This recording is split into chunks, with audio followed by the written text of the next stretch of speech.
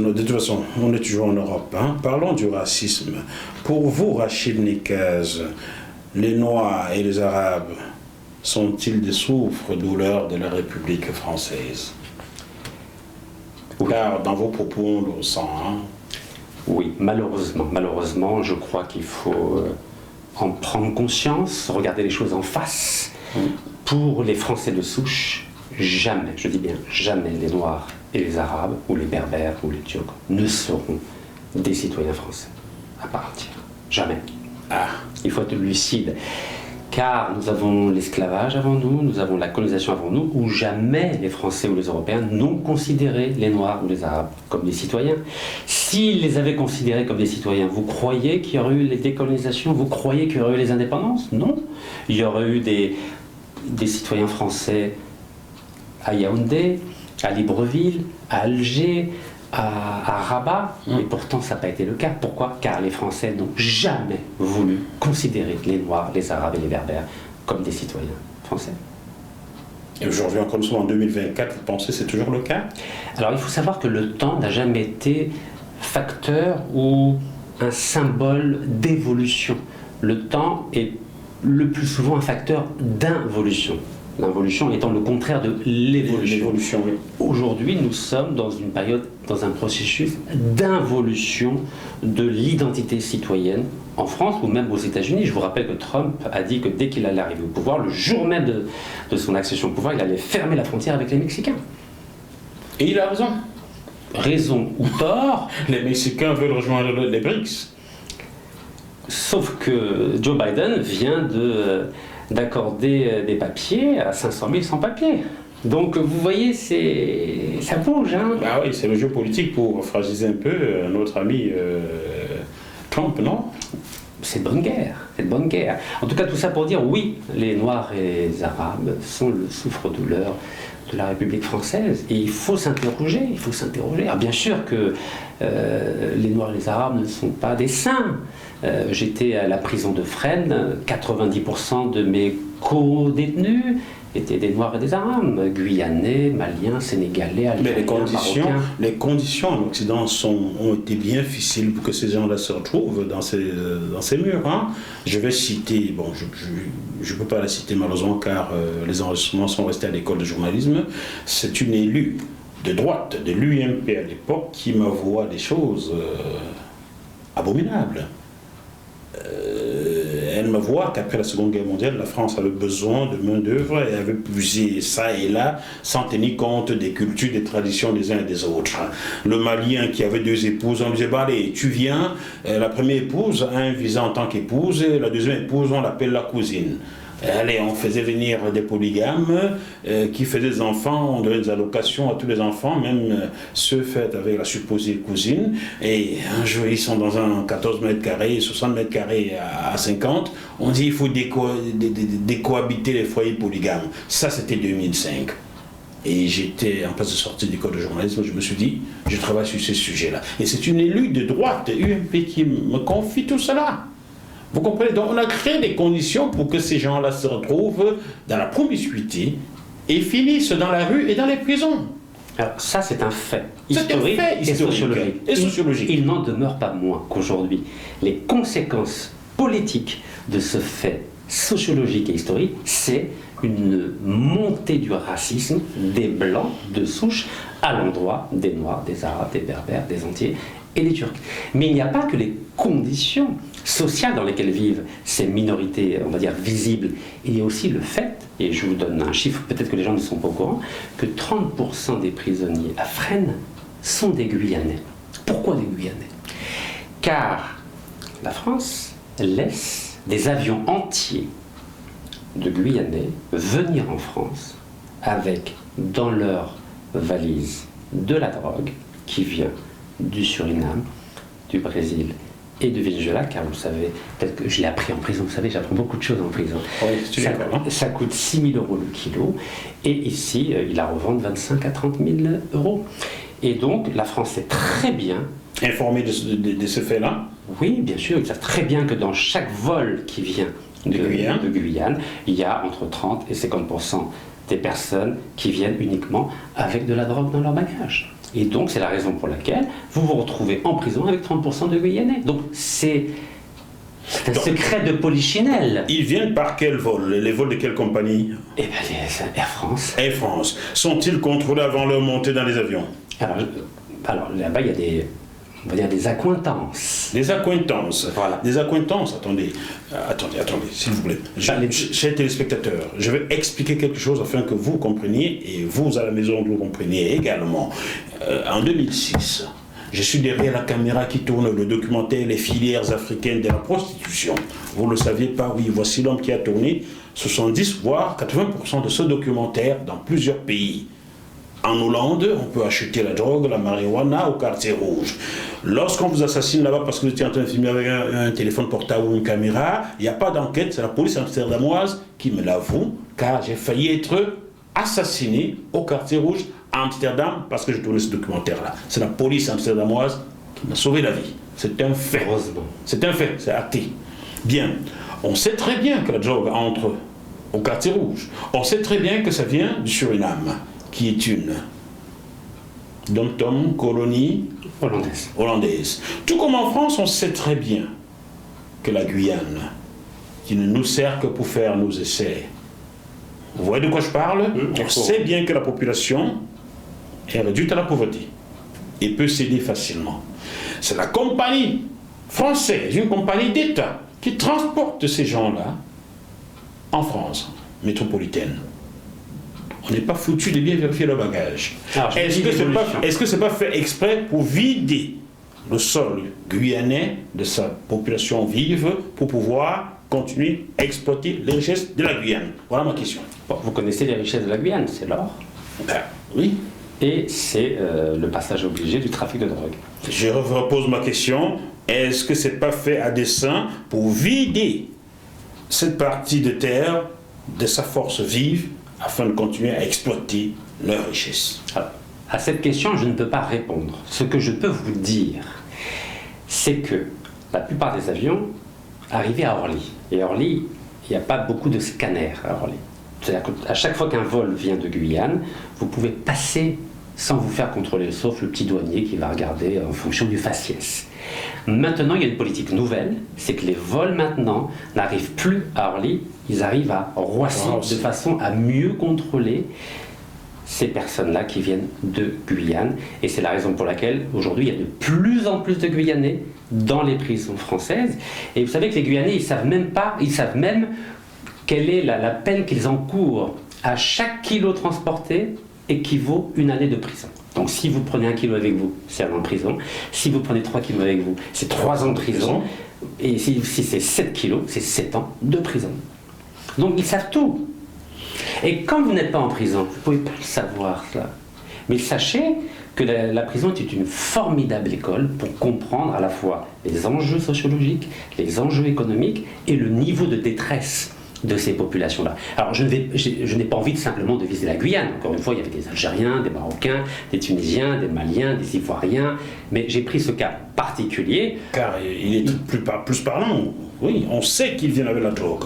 On peut s'arranger à stopper cette drogue depuis le pays de départ, mais on laisse faire pour les mettre en prison ici.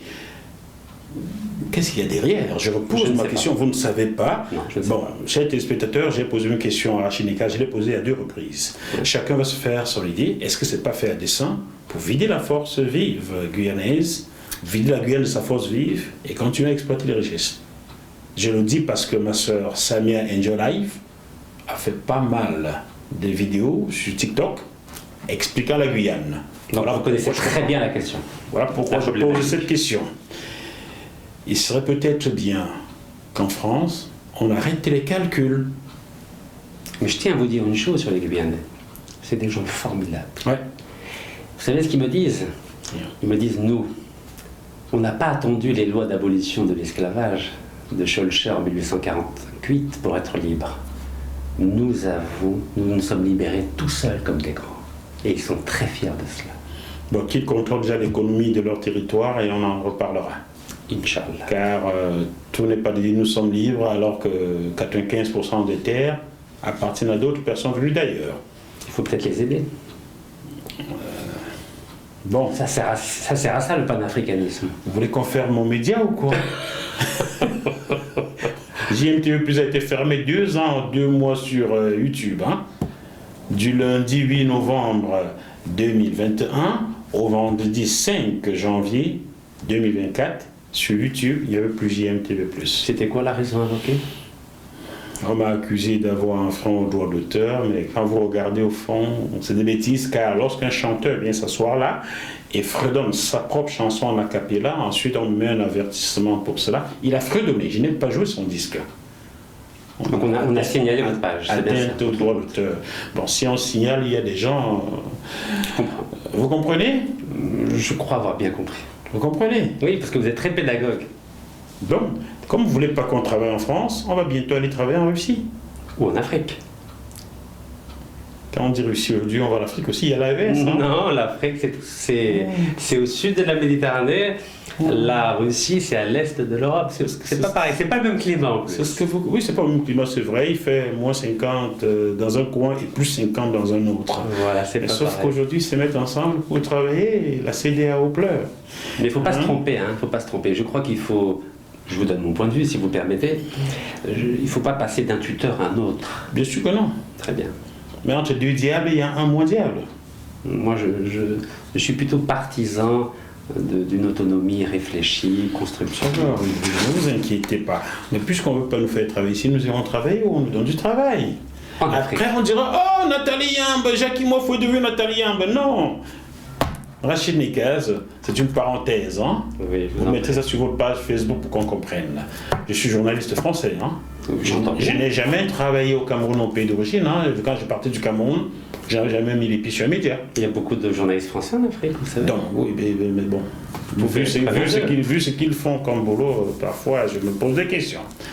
Il y en a qui quittent la France-Afrique pour s'installer dans un pays dynastico-France-africain. Donc, je ne cite pas de nom. Sur mon regard. J'entends bien. Donc, je vous disais, je suis journaliste français. J'ai tourné des documentaires, comme j'en ai cité là. Tout à fait. Mes sujets ont été diffusés sur toutes les grandes chaînes de télévision françaises. TF1 a diffusé des séquences de ce documentaire Les filets africains de la prostitution. En Hollande. Charles Villeneuve l'a diffusé dans Le droit de savoir. France Télévisions a diffusé Mali sur scène de reçu co-auteur et bien d'autres. Planète a diffusé ce même documentaire traduit même en polonais pour Planète Pologne. Eurosport a diffusé mes émissions de sport quand j'ouvrais la chaîne Vox Africa. Oui, c'est moi qui ouvrais la chaîne Vox Africa avec la CAN au Ghana. Félicitations. Des chaînes algériennes ont diffusé mon travail. Nesma TV, ça doit être quelque part. C'est en Tunisie, ça. Nesma TV a diffusé mon travail. En Algérie, il y a des nombres. Au Maroc, un peu partout d'ailleurs. Je salue mon ami Mourad Moutawakil du Maroc, que je n'ai pas vu depuis un bon bout. Mais tenez-vous bien. Grande famille Moutawakil. Avec tout ce travail, je n'ai jamais obtenu un entretien d'embauche spontané en France. Waouh! Ce qui avait Pourquoi donc? Vous leur poserez la question. Ce qui avait fort étonné Jean Sarkozy en 2009, ce qui avait fort étonné mon ami Jacques Gauthier, ancien sénateur, président de la commission de la défense au Sénat, qui a appelé Bernard Debré devant Chantal Joanneau et leur a dit mais c'est pas possible. Et ce sont eux qui se sont dit bon, nous allons envoyer votre CV et nous allons voir ce qui va se passer. Donc ce sont eux qui ont envoyé mon CV à ma place. Donc Bernard Debré, quand il était ministre de la coopération? Quand il était ministre de la coopération, je ne sais pas quoi, c'était sous Nicolas Sarkozy. Donc, Chantal Joanneau a dit à Jacques que c'est pas possible, a envoyé son CV quelque part.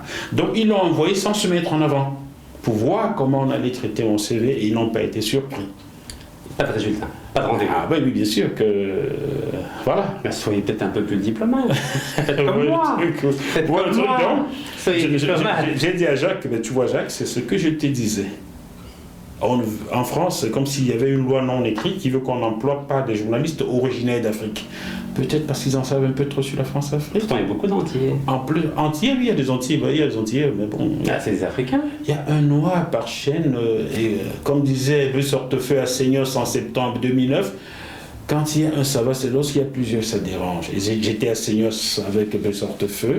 Mais les Noirs, ça les dérange. Ça les dérange pas, les Noirs en prison, vous savez. Non, ça ne dérange pas les Noirs en prison. Les Noirs et les Arabes en prison, ça ne dérange pas. Est-ce que vous savez que 95%, je parle que de la prison de Fresnes que je connais, est-ce que vous savez que 95% des gardiens de prison à Fresnes sont des Antillais? Ah bon? Oui, très gentils d'ailleurs. Ah bon? Oui, très gentils. On a pris des nègres pour garder des frères nègres, quoi. Non, c'est-à-dire que si vous voulez du travail, je pense que si vous postulez à la prison de Fresnes, vous n'aurez pas de difficulté. Ah bon? Oui, vous pouvez vous occuper de la communication de la prison de Fresnes, par exemple. Ah bon? Oui, 95%. D'accord.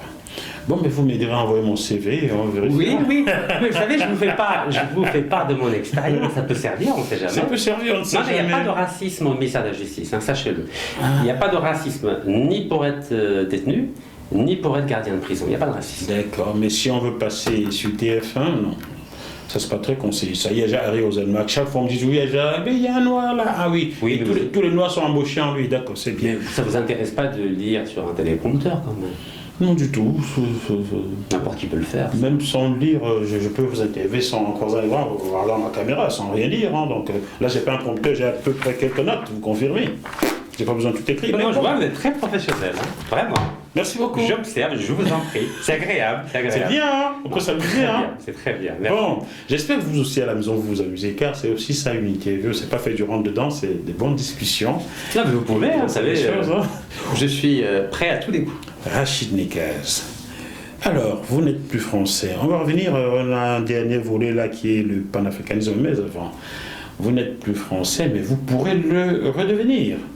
Alors, en théorie, je dis bien en théorie, vous pouvez retrouver votre nationalité d'origine en faisant une simple déclaration. Une simple déclaration, vous la faites où ou comment? Près du juge de votre circonscription. Et normalement, il a un délai de 6 mois maximum pour vous répondre. Mais, il y a toujours un mais, il ne faut pas avoir été condamné plus de 6 mois de prison ferme. Mais vous avez pris un an ferme? Ah oui, c'est cuit. Je ne peux plus redevenir français. On vous a pris un an ferme, on vous a pas emprisonné, mais c'est un an ferme. Voilà, exactement. Donc vous pouvez plus redevenir français. Absolument. J'ai fait appel de la décision, car je souhaiterais récupérer les biens qu'on m'a pris et les comptes bancaires qu'on m'a bloqués, mais apparemment ils prennent leur temps pour programmer une date d'audience. Donc j'attends. Vu comment la France est endettée en ce moment, vos biens pourraient bien nous aider, hein? Ça pourrait payer quelques maisons de retraite pour les vieux, hein? Oui, mais peut-être qu'ils peuvent récupérer l'argent ailleurs que le récupérer dans mes comptes bancaires. Récupérer où? Bah, je ne sais pas, il y a des gens qui travaillent, il y a des grandes multinationales françaises. Ah bon? Oui, vous voyez. Vous savez ceux pour qui on a supprimé l'impôt sur la fortune, là? Je ne sais pas, en tout cas, j'ai cru savoir que dans le classement Forbes des grandes fortunes, il y a beaucoup de Français, donc ils pourraient, par exemple, imposer. Emmanuel Macron ne ferait pas ça. Dès son arrivée au pouvoir au premier mandat, il avait supprimé 5 € sur les APL de nécessité. Et puis il a supprimé l'impôt sur la fortune. Vous le voyez aujourd'hui faire le virage retour là? Je ne sais pas, peut-être qu'il y a un prochain gouvernement, je ne sais pas. Ah bon? Bah, peut-être. Le prochain gouvernement où on ne veut pas nommer un homme de gauche là? Bah, ils n'ont pas eu la majorité. Ah, ils n'ont pas eu la majorité? Ah d'accord. Et qui a eu la majorité? Personne. Personne, d'accord. Donc il y a de la place pour un arbitre et un chef d'orchestre. Ah d'accord. C'est fin, hein. Vous savez, la politique, c'est un art et une science. Hein. Tout le monde ne peut pas faire de politique. Mais il y a quand même quelqu'un qui arrive en premier, non? Oui, mais c'est pas une garantie pour être chef du gouvernement. Pour une raison. Garantie. Vous savez, on peut mettre le Premier ministre, mais un mois après, il aura une motion de censure et il sera désavoué.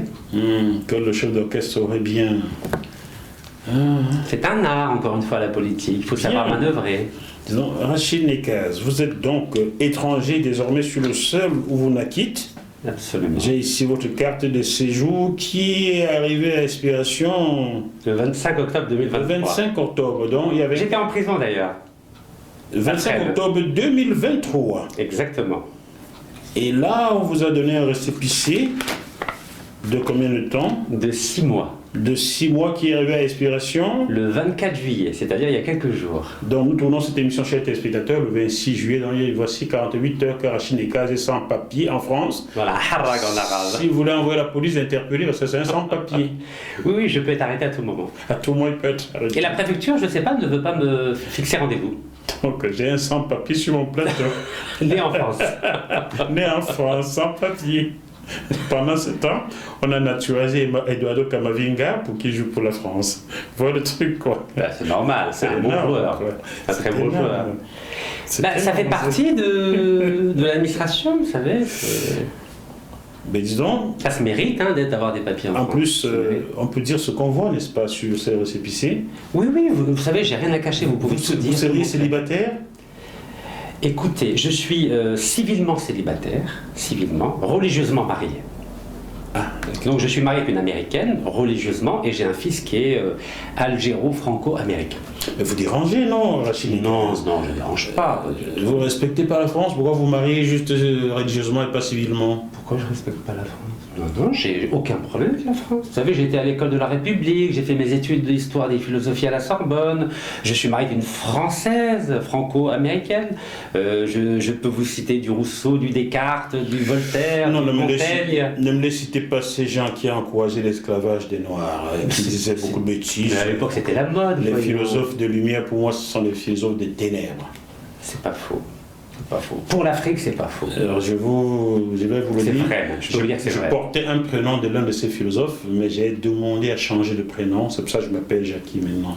Parce que je ne pouvais pas porter le nom de quelqu'un qui a encouragé la vente de mes ancêtres. Soyons sérieux.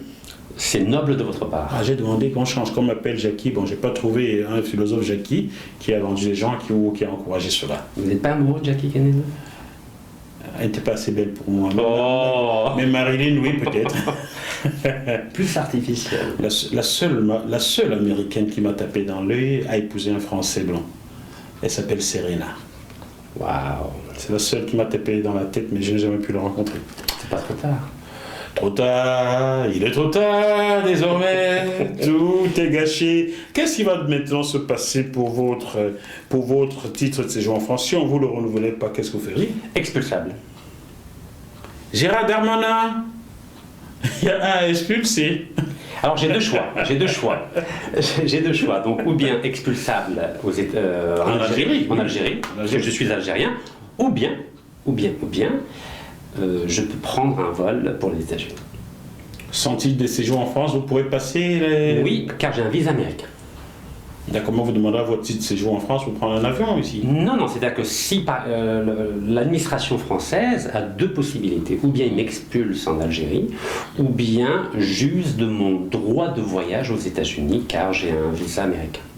D'accord. Et donc, comme mon fils est là-bas, donc... Ben, je vous souhaite de ne pas être expulsé. Hein. Pourquoi? Non, ça me dérange pas du tout. Vous savez, qu'est-ce qu'il y a de pire? La prison ou l'expulsion?